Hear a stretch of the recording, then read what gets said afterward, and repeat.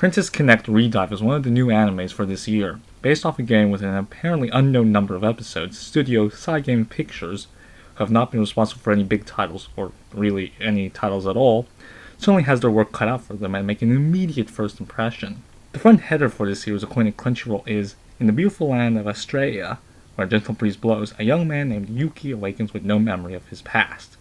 There he encounters a guide who has sworn to care for him, Kokoro, a lovely swordswoman who is always feeling peckish, Pecorine, and a cat-eared sorceress with a prickly attitude, Carol. Led by fate, these four come together to form the Gourmet Guild, and so their adventure begins. Certainly this series makes an immediate first impression. It's very warm with an interesting setup as the main male character Yuki arrives in a fantasy world, presumably from another, without his memories. We have Kokoro, his elf assistant, who has been tasked to be his guide, the ever-hungry, dense, and thick waifu of Pecorine, and the slight trickster kitty named Carol. Their main goal is to discover ingredients and craft some of the best gourmet that the world has to offer. The immediate look of this series is great. The characters, although flat in color, are distinctly designed. The backgrounds have a great attention to detail about them, with the grass moving in very emotionally evocative ways that remind someone of something out of Anohana or Clannad. Shoutouts to whoever designed the game or the animators, because for once in an isekai, the designs are not as copy and paste as before, with the main town setting being in the shape of a star as opposed to circles or squares. The choice as well to give more medieval village aesthetic to the city's shops and houses as opposed to the usual medieval European city look is distinct and a welcome change amidst a seeming never-ending isekai apocalypse.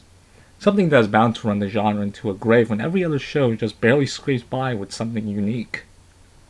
But anyways, being that it's a food show, we obviously have cooking as the main premise, and in surprising twists we find that Pecorine is not only thick and dense, but strong and a great cook whose appetite can rival Ash Ketchum's and the various Snorlaxes from Pokemon.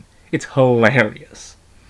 What lies beneath the series, however, are grey undertones. We're told in episode 4 that in the world lies a dark truth that no one has ever once questioned, and this is where my main problems begin.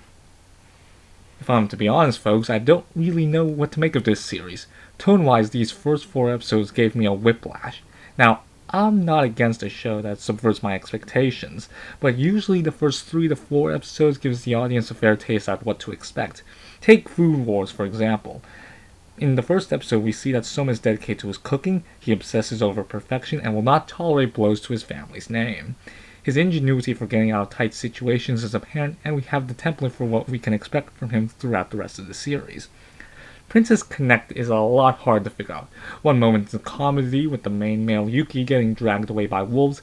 Next we have an intense scene where Carol discusses deep loneliness with a fellow stray cat. In just episode 4 alone, we can go from joy to intensity to comedy to a somber tone in just matters of minutes. And this is problematic because you just don't know what this series is trying to do or say. There's nothing wrong with being enigmatic and letting the events unfold, but here it really feels like we're goofing around waiting for the plot to catch up whilst the food aspects take center stage. Overall, I will say that this is still worth watching, but turn your brain off is, I guess, what I'm saying, and wait for something to happen? I don't know. I'll let you decide.